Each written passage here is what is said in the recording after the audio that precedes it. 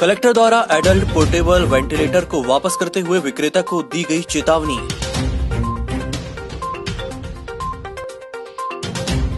अफवाह फैलाने के मामले में पांडुर्ना नगरपालिका के स्वास्थ्य अधिकारी को कलेक्टर ने किया निलंबित।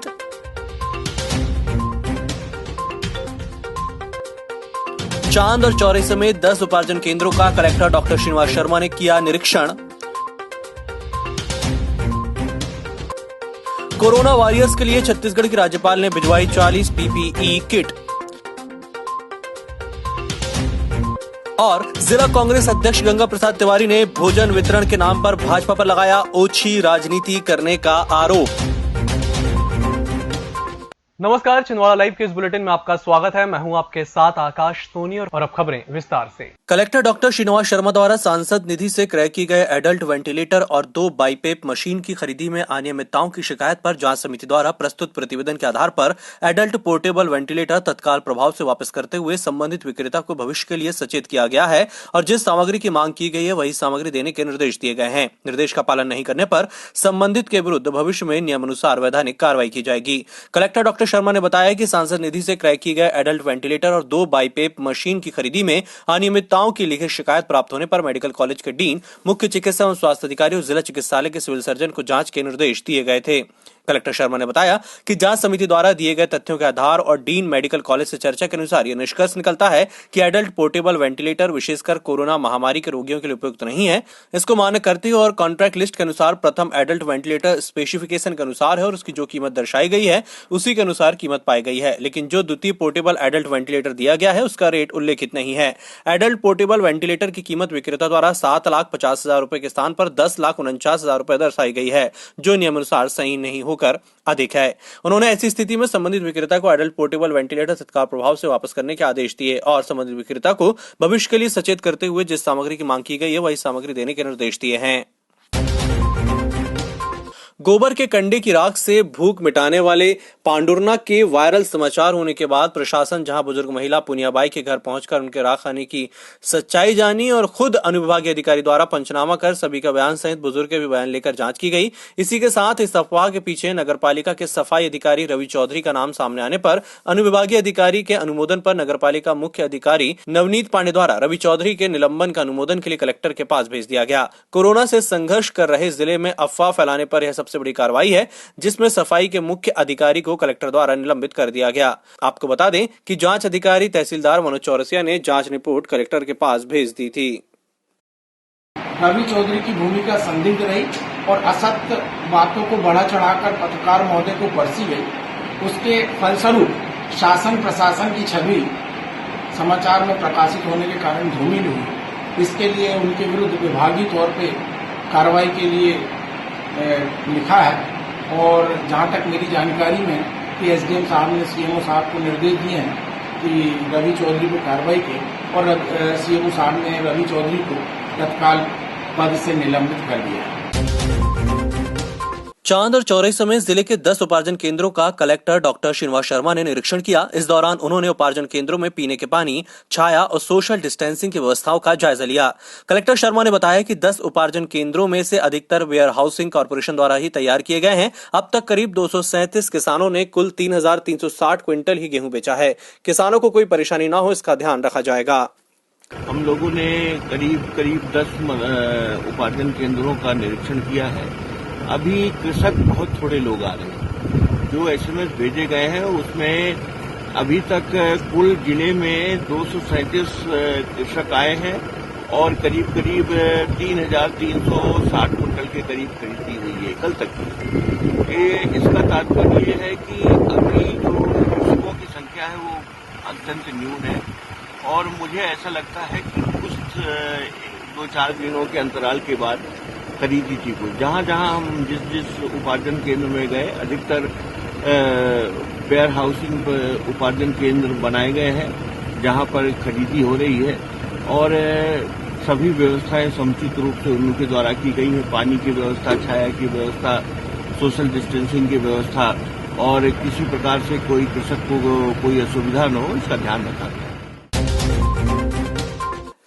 छत्तीसगढ़ की राज्यपाल और जिले की बेटी अनुसुईया उइके महत्वपूर्ण जिम्मेदारी निभाते हुए भी जिले की सुध लेना नहीं भूल रही हैं। कोरोना से लड़ रहे जिले और कोरोना योद्धाओं के लिए राज्यपाल अनुसुईया उइके ने 40 पीपीई किट भेजी। इन किटों का वितरण ओम साई मल्टीपर्पज वेलफेयर सोसाइटी के द्वारा किया गया। राज्यपाल उइके ने सोसाइटी के अध्यक्ष सत्येंद्र ठाकुर के मोबाइल से civil surgeon doctor P Gogia से बात भी की। उन्होंने डॉक्टर गोगिया से कोरोना को लेकर जिले की स्थिति, रणनीति, आगामी तैयारियों और कोरोना योद्धाओं की आवश्यकताओं की भी जानकारी ली। गौरतलब है कि इसके पूर्व भी राज्यपाल उइके द्वारा दीनदयाल रसोई के लिए 1 लाख की सहायता राशि दी जा चुकी है। इस अवसर पर नगर निगम आयुक्त राजेश शाही, एसडीएम अतुल सिंह, आरटीओ अधिकारी सुनील शुक्ला, सिटी एसपी अशोक तिवारी भी उपस्थित थे। मैडम छत्तीसगढ़ की governor madam Anusuiya Uikey madam के द्वारा 40 पीपीई किट हमारे हॉस्पिटल को दी गई है। सुश्री अनुसुईया उइके जी के द्वारा 40 पीपीई किट आज छिंदवाड़ा जिला अस्पताल में civil surgeon madam Gogia madam को हमने दी है, जिसमें jacket, shoes, sanitiser, mask, gloves आदि सभी हैं। ये 40 पीपीई किट दी गई है हमारे द्वारा, जिसमें एडीएम साहब, अपना शाही साहब और अपने आरटीओ साहब ये सब उपस्थित थे। और साथ ही महामहिम महोदया ने सिविल सर्जन गोगिया मैडम से फोन पर बातचीत भी की है और विश्वास दिलाया है कि छिंदवाड़ा के लिए जो भी आवश्यकता पड़ेगी उसमें मैं पूरी रूप से तैयार हूं। जिला कांग्रेस अध्यक्ष गंगा प्रसाद तिवारी ने पिछले दिनों पांडुरना नगर में भोजन वितरण के नाम पर भाजपा द्वारा की गई ओछी राजनीति की निंदा करते हुए जिला प्रशासन से मांग की है कि निर्धारित नियमों का उल्लंघन करने वाले भाजपाइयों पर आपराधिक प्रकरण दर्ज कर त्वरित और समुचित कार्रवाई की जाए। तिवारी ने बताया कि पंजाब सेवा समिति पांडुरना द्वारा प्रतिदिन लगभग 1865 गरीब मजदूरों को पंजाब भोजन का वितरण किया जा रहा है। इस बीच नगर पालिका परिषद पांडुरना ने इस कार्यक्रम को हथिया लिया और भोजन के पैकेट नगर पालिका पांडुरना द्वारा वितरित किए जाएंगे। नगर पालिका अध्यक्ष प्रवीण पालीवाल ने भोजन वितरण के लिए भाजपा जिलाध्यक्ष बंटी साहू को आमंत्रित किया। इस कार्यक्रम में शामिल होने के लिए भाजपा अध्यक्ष 2 वाहनों में अपने साथियों के साथ पांडुरना पहुंचे और लॉकडाउन के नियमों का उल्लंघन किया। तिवारी ने कहा कि भाजपा जिलाध्यक्ष द्वारा लॉकडाउन का उल्लंघन करने पर उनके विरुद्ध आपराधिक प्रकरण दर्ज किया जाए। यदि समय रहते कार्रवाई नहीं की गई तो कांग्रेस द्वारा व्यापक आंदोलन किया जाएगा। एसडीएम अतुल सिंह ने जानकारी दी है कि कोरोना वायरस के संक्रमण की रोकथाम के लिए आम जनों के स्वास्थ्य को देखते हुए जिला प्रशासन द्वारा लॉकडाउन की स्थिति में कुछ आवश्यक सुबह के समय दूध वाले और पेपर वाले रोज की तरह समय दूध और पेपर घर घर पहुंचाएंगे। साथ ही समस्त मेडिकल स्टोर रोज की तरह ही खुले रहेंगे और पशु आहार की दुकानें सुबह 10 से शाम 5 बजे तक खुली रहेंगी। थोक सब्जी मंडी पूर्णतः बंद रहेगी। गांधीगंज स्थित थोक किराना की दुकानें सुबह 10 बजे से शाम 5 बजे तक ही खुली रहेंगी। इस दौरान इन थोक किराना दुकानों से केवल फुटकर किराना व्यापारियों को ही किराने का सामान विक्रय किया जाएगा। ये समस्त फुटकर किराना व्यापारी केवल होम डिलीवरी से ही किराना सामान की सप्लाई सुबह 10 से शाम 6 बजे तक करेंगे।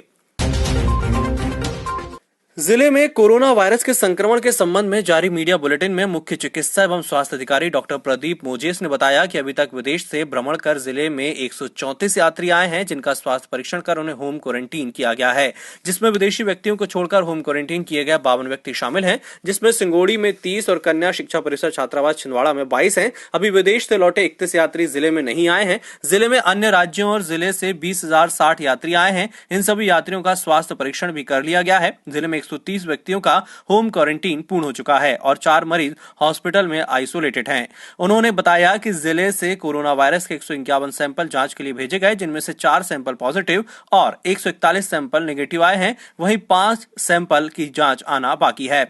कोरोना वायरस से जिले में अब तक एक व्यक्ति की मृत्यु हुई है।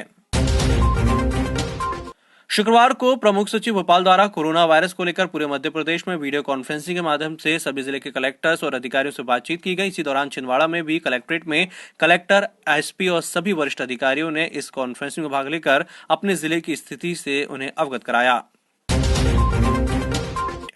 भारतीय रेलवे द्वारा 25 मार्च से 14 अप्रैल तक भले ही काउंटर से रिजर्वेशन बंद कर दिया गया हो, लेकिन ऑनलाइन के द्वारा 14 अप्रैल के बाद के रिजर्वेशन शुरू हुए थे, जिसके कारण सैकड़ों की संख्या में पेंचवली फास्ट पैसेंजर और बतालकोट एक्सप्रेस से आने के कारण आरक्षण हुए। लॉकडाउन के दूसरे फेज में भी जब रेल नहीं चली तो पैसा टिकट का ही रिफंड किया जा रहा है, जबकि ऑनलाइन बुक करने में 15 से 20 रुपए तक का चूना यात्रियों को प्रत्येक टिकट पर बिना यात्रा किए ही लग रहा है। पिछले दिनों 10 अप्रैल को इटारसी से छिंदवाड़ा 120 रुपए की टिकट के 138 रुपए देने के बाद जब रेल नहीं चली तो रेलवे सिर्फ 120 रुपए वापस करेगा, लेकिन अभी तक वापस नहीं किया गया। आपको बता दें कि 14 अप्रैल को लॉकडाउन बढ़ने की घोषणा के बाद टिकट कैंसिल हो गई थी। मंडी में लगेगा सैनिटाइजर टनल, फिर उसमें से गुजरकर लोग करेंगे मंडी में काम। कुसमैली कृषि उपज मंडी में 21 अप्रैल से काम शुरू होने वाला है। यहां व्यापारी तो आएंगे ही, साथ ही किसान, हम्माल, तुलावटी, मंडी कर्मचारी और ट्रकों के ड्राइवर और हेल्परों की भी मौजूदगी रहेगी। ऐसे में सोशल डिस्टेंसिंग एक बड़ी चुनौती रहेगी। उससे भी बड़ी चुनौती सैनिटाइजर टनल से हर किसी को निकालने की होगी, क्योंकि मंडी प्रबंधन अब तक अपने मुख्य गेट तक नहीं बनवा सका है। इन दिनों करीब एक सप्ताह से शहर के वार्ड 24 के सोनपुर बस्ती, पीएम आवास और सारसवाड़ा में बिजली सप्लाई में काफी रुकावटें आ रही हैं। बिजली बंद होती है और 3 से 5 मिनट में आ जाती है, लेकिन ये इतनी बार होता है कि रहवासी परेशान हो जाते हैं। शुक्रवार की सुबह 9 बजे से बिजली हर आधे घंटे में 5-5 मिनट के लिए बंद हुई और यह क्रम 12 बजे तक जारी रहा। 12 बजे बंद हुई तो 3 घंटे बाद आई। गर्मी में बिजली की आंख मिचोली घर में लॉकडाउन के कारण बंद लोगों की परेशानी और बढ़ा देती है। बताया जा रहा है कि पीएम आवास और सोनपुर की बिजली 48 किलोमीटर दूर सोनाखार फीडर से आती है, जिसके कारण बीच में ग्रामीण अंचलों के फॉल्ट से परेशानी बढ़ जाती है। यहां बता दें कि सोनपुर रोड फीडर से 5 किलोमीटर के अंदर में बिजली दी जा सकती है, जिसके लिए रेलवे लाइन क्रॉस करने के टेंडर को निगम और रेलवे सहित बिजली विभाग की मंजूरी मिले 8 महीने से अधिक बीत चुके हैं, लेकिन प्रशासनिक उदासीनता के चलते सोनपुर रोड फीडर से कनेक्टिविटी का काम शुरू तक नहीं हुआ है। लॉकडाउन के दूसरे चरण में आम जनता अपनी दैनिक जरूरतों की आपूर्ति करने में अब और परेशानी महसूस करने लगी है। घर का सिलेंडर अचानक खत्म हुआ और गैस एजेंसी ने होम डिलीवरी करने से इनकार कर दिया, तब मजबूरन लोगों को एक बाइक में 2 लोगों को बैठकर निकलना पड़ा, लेकिन रास्ते में पुलिस विभाग अपनी ड्यूटी के चक्कर में उन्हें और परेशानी में ला दिया। घर से निकलकर सत्कार तिराहे तक आ चुके बाइक सवार को पुलिस ने रोका। उनमें से एक को उतारकर गैस की टंकी को कंधे में रखकर एजेंसी तक ले जाने के लिए कहा।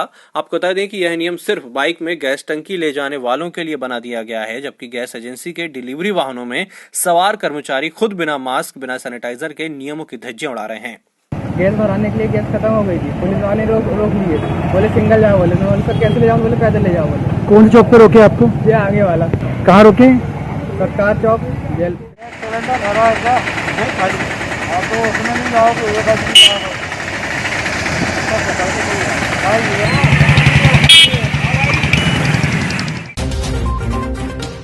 जनधन खातों से पैसे निकालने की जद्दोजहद में लोग कोरोना के खतरे को भूलते जा रहे हैं। गांधीगंज के एसबीआई के ग्राहक सेवा केंद्र में सोशल डिस्टेंसिंग की धज्जियां उड़ाते लोग दिखे। वे लोग मुंह तो बंद किए हुए थे, लेकिन 2 मीटर के दायरे में 4 से 5 लोग एक साथ बैठे हुए दिखे।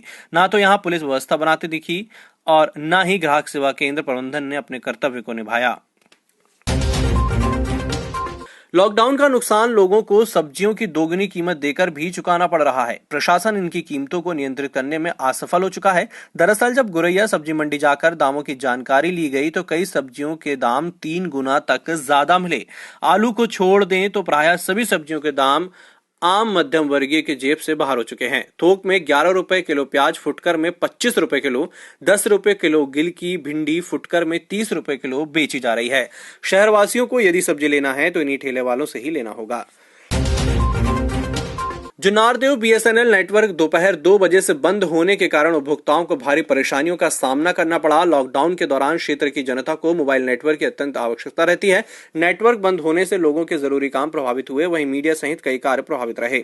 जिन्हें जानकारी थी उन्होंने दूसरे ऑपरेटर का सहारा लेकर काम किया। मोहखेड़ विकासखंड के अंतर्गत ग्राम स्तर पर जन अभियान परिषद जागरूकता लाने दीवार लेखन कर आम लोगों को लगातार प्रेरित कर रहा है। मध्य प्रदेश में सामाजिक क्षेत्र में अग्रणी भूमिका निभाने वाली टीम जन अभियान परिषद इस भीषण महामारी से आम नागरिक को जागरूक कर उन्हें सोशल डिस्टेंसिंग और आवश्यक सावधानी बरतने के लिए प्रेरित कर रही है। मोहखेड़ विकासखंड के ब्लॉक समन्वयक भवानी कुमरे ने बताया कि उनकी पंचायत स्तर पर गठित 40 समितियों के माध्यम से लगातार निःशुल्क स्लोगन और जन जागरूकता कार्यक्रम स्थानीय स्तर पर चलाया जा रहा है। उन्होंने बताया कि हमारी टीम आम नागरिकों को जागरूक करने के लिए लगातार काम कर रही है।